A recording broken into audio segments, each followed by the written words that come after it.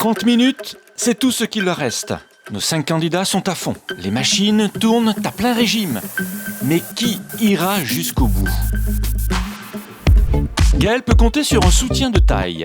Son épouse, elle est venue l'encourager jusqu'à la dernière minute. Mon mari, de toute façon, je crois en lui vraiment. Il fait toujours plus que ce qu'on lui demande. Et puis de toute façon, on se motive aussi depuis le début. Il faut le plus, en fait. Il faut le plus, il faut faire pas forcément ce à quoi personne ne va penser, mais faire le petit truc en plus qui va faire que la réalisation sera meilleure, en fait, et qu'il va sortir du lot. Et en vrai, ça, il l'a tout le temps, il l'a au quotidien. Il le cultive, en fait. Alors pour le moment, on a un projet qui est assez innovant. On a une coque de pirogue. C'est la toute première coque de pirogue qu'on voit sur la compétition. C'est la toute première forme. C'est assez sympathique et rigolo à voir. Et j'ai l'impression qu'il a choisi de faire un vélo elliptique pour le mouvement. Donc j'ai hâte de voir le rendu final et le mélange des deux, surtout comment il a réussi à agencer tout ça, ça peut être très marrant. Malgré un départ difficile, Florian a su rebondir. Son robot est lancé, plus rien ne semble désormais l'arrêter.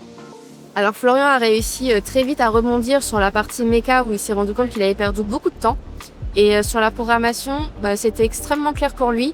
Il maîtrise vraiment bien la partie programmation et il a réussi à rebondir de manière assez surprenante puisqu'en fait il a rattrapé tout son temps. Alors je pense que Florian au Golden Tech sera dans les favoris. Lui et son frère que j'ai pu rencontrer aussi chez ADMV ont un très bon niveau en robotique, donc je pense qu'ils seront dans les favoris, voire peut-être les vainqueurs. Pour Xavier, rien ne s'est passé comme prévu. Une erreur de programmation et le stress monte d'un cran. Xavier a rencontré quelques difficultés en cours de réalisation de sa programmation parce qu'en fait, il a appelé un mauvais programme qui a fait que sa pièce a été erronée. Il a su reprendre le relais en corrigeant assez rapidement. Malgré tout, ça lui a fait perdre pas mal de temps pour pouvoir récupérer cette erreur, on va dire. Et au bout du compte, là, ici, vers la fin, avec j'imagine le stress et aussi l'envie d'aller au bout. Donc là, on arrive aussi sur des problématiques de réglage qui fait qu'on ne peut pas atteindre l'objectif final d'usiner complètement cette pièce. Ouais, je pense qu'il a tout pour réussir. C'est quelqu'un battant et donc il n'y a pas de raison que ça ne se passe pas bien pour lui. Oui, j'y crois vraiment. Oui. Je pense qu'il peut revenir avec une médaille. Dans les deux métiers d'ailleurs. Malgré des débuts difficiles en programmation, Quentin a su briller pour la qualité de ses soudures. Sa préparation s'est bien passée, l'assemblage s'est bien passé, la programmation un peu plus difficile, on va dire.